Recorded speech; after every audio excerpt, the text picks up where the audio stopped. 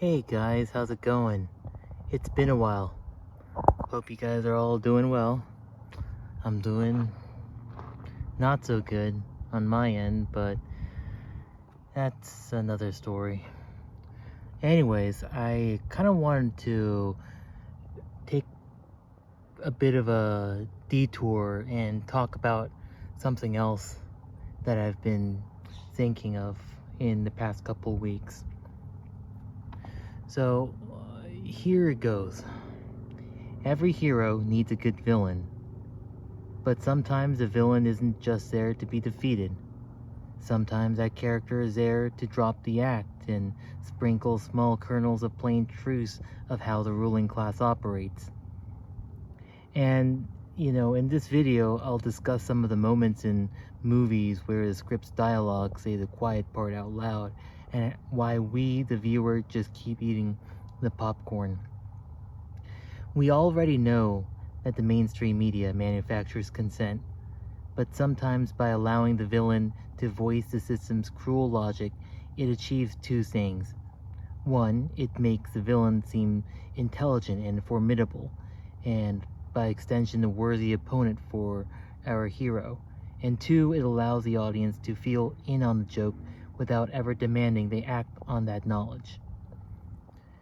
So, for instance, let's take the movie version of The Hunger Games. There's one scene where the main antagonist, President Snow, who rules the whole of Panem with an iron fist, talks to one of his underlings, Seneca Crane. And Snow says this part, quote, "Hope. It is the only thing stronger than fear. A little hope is effective. A lot of hope is dangerous. A spark is fine as long as it's contained."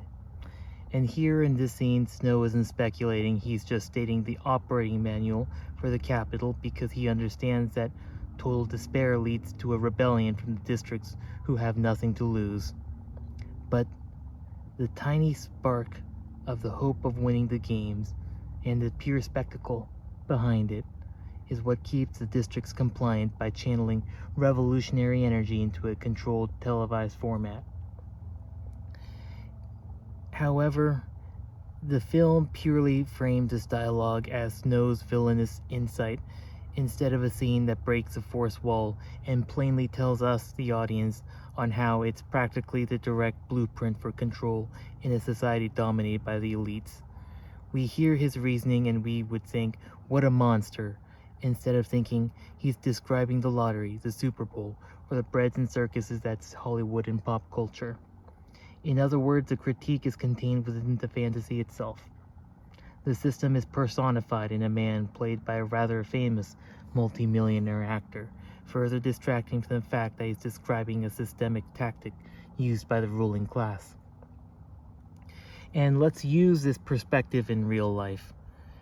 Do you guys remember the 2016 election cycle, how Bernie Sanders built the narrative of his 2016 campaign as a political revolution, and what happened after that? Ultimately, the self-described democratic socialist ended up endorsing his opponent, Hillary Clinton, and by doing so acquiesced to the narrow confines of mainstream politics. His decision epitomizes the contained spark that Snow was referring to.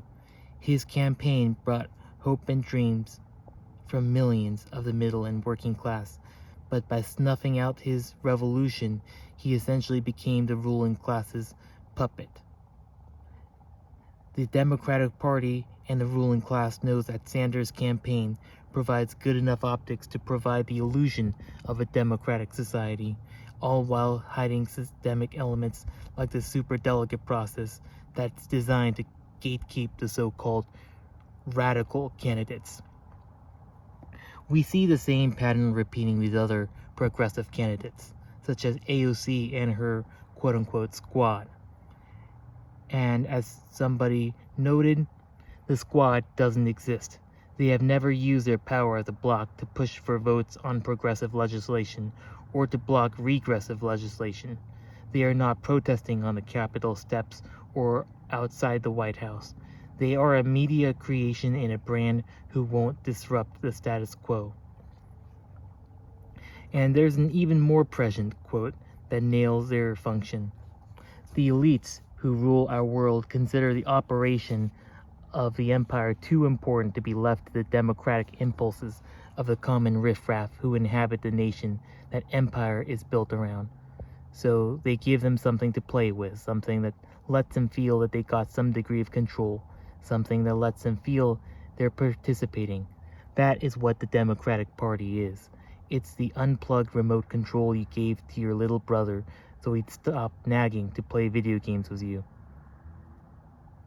The squad exists solely to reinforce and to legitimize that illusion, to let people feel like maybe their video game controller is plugged in after all.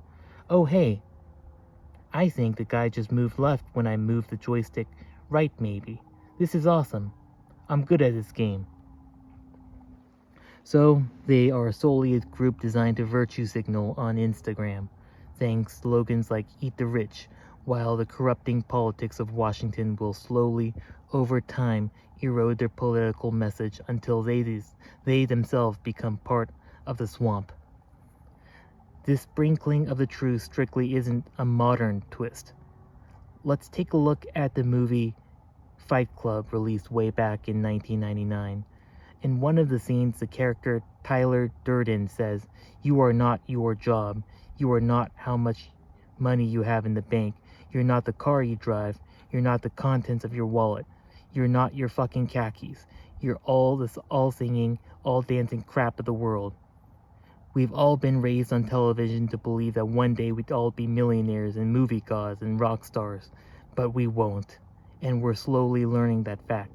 And we're very, very pissed off. This dialogue hits on a few points. He calls out society's narrative, namely the fact that we in the US are taught that our value and purpose can be found in what we buy. Some things that are drilled into us. Here it is. You are what you own. Your identity is a collection of brands, the car you drive, the sneakers you wear, the phone you hold. Your life's goal become the accumulation of the right stuff to signal you are a successful, worthwhile person. There is a form of moral hollowness because it offers no real meaning, no connection, no deeper purpose. It's chasing after the wind. You work a job you might like or dislike, corporate servitude to buy things you don't need, brand loyalty to impress people you don't know. It's a cage made of shiny advertised objects. His quote also hits on a second, more truthful point on American society, that the American dream, in its modern distorted form, is a promise that if you work hard and follow the rules, you will inevitably achieve prosperity. But what happens when you work hard but your wage stagnates? Follow the rules but drown in student and medical debt. Do everything you were supposed to do, but the goal of a stable, secure life seems further away. What do you do then? Some more insightful individuals eventually realize the game might be rigged. The promise was a lie, just how the lie of Horatio Alger in the midst of the self-made man. The realization doesn't bring disappointment, it brings a deep, burning anger. So next time you're watching a movie and the villain leans in to explain the philosophy, pay close attention to it.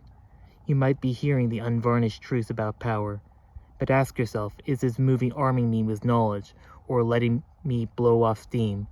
Is it showing me a monster to be slain or a mirror to be broken? The elites are telling us how the game is rigged.